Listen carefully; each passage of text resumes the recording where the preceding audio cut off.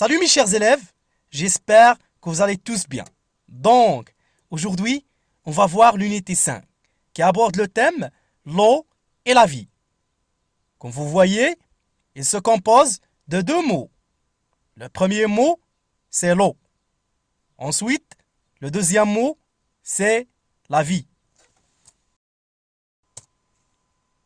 Cela signifie que l'eau est indispensable à la vie. Sans elle, il n'y aurait aucune vie possible sur Terre. Donc tous les êtres vivants ont besoin d'eau pour exister. D'accord?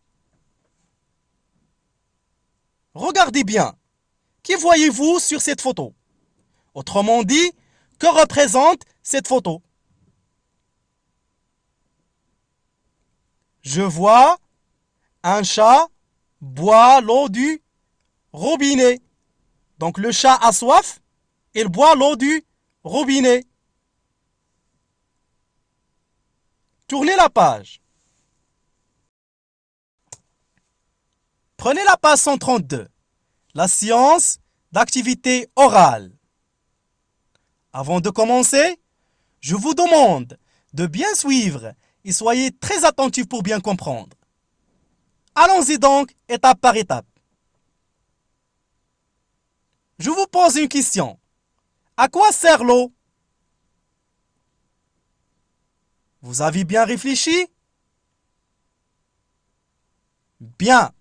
L'eau est utile pour boire, se laver, cuisiner, irriguer les champs, faire de l'électricité, etc.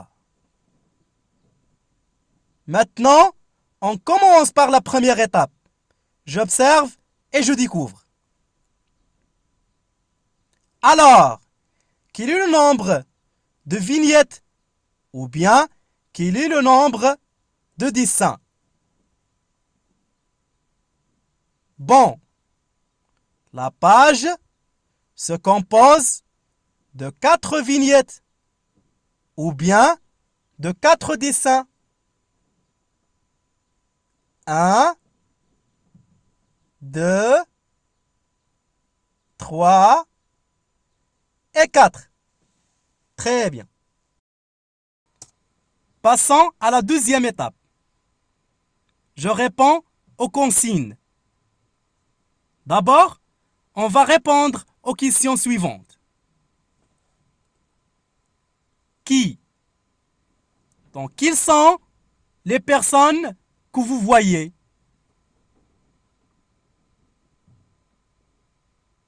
Je vois une femme et un enfant.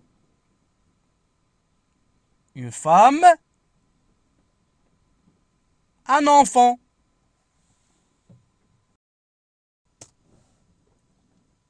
Quoi? Donc, quels sont les éléments principaux?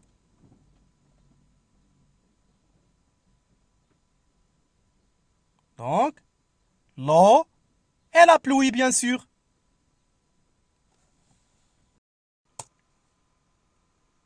Quand? À quel moment ou bien quand se passe l'événement? Exactement, le jour. Où? Quels sont les lieux de ces événements? Dans un champ où il pleut, dans un jardin où une femme arrose ses plantes, à la maison où un enfant boit un bon verre d'eau, près d'un puits où des animaux s'abreuvent dans des abreuvoirs. Je vous pose d'autres questions. Qui donne à boire aux animaux? Bien, ce sont les hommes et les femmes qui donnent aux animaux à boire. Deuxième question. Où se trouve l'eau dans chaque image? Parfait. La première image dans le ciel sous forme de pluie. La deuxième image dans l'arrosoir. La troisième image dans le verre. Et la quatrième image dans les abreuvoirs. La troisième question. De quoi est-ce qu'on a tous besoin?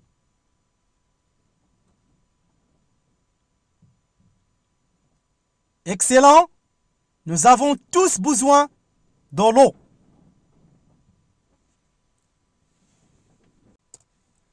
Passons maintenant à la dernière étape. J'écoute et je m'exprime. On va découvrir le dialogue et par la suite, nous répondrons aux questions. Écoutez bien.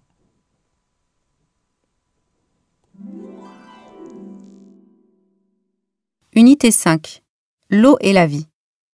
Oral 1. Informer sur l'importance de l'eau. Nabil et Zina parlent de la météo. Nabil.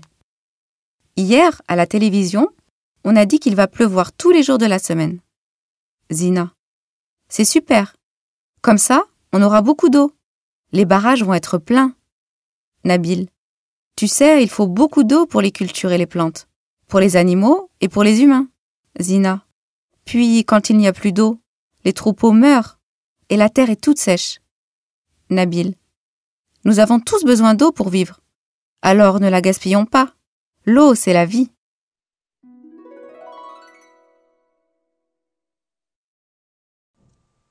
Si vous avez bien entendu le dialogue, allons-y, on va répondre aux questions.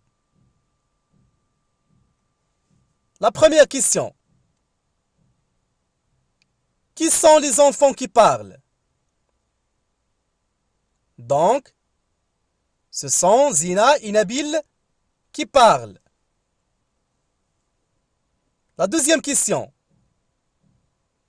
De quoi parlent-ils? Parfait. Ils parlent de l'importance de l'eau. La troisième question. Qui a besoin d'eau et pourquoi? Excellent. Les cultures et les plantes, les animaux et les humains. La quatrième question.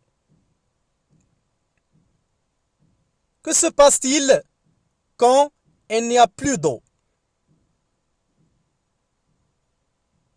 Alors, quand il n'y a plus d'eau, les troupeaux meurent et la terre est toute sèche. La dernière question. Comment faut-il alors se comporter avec l'eau?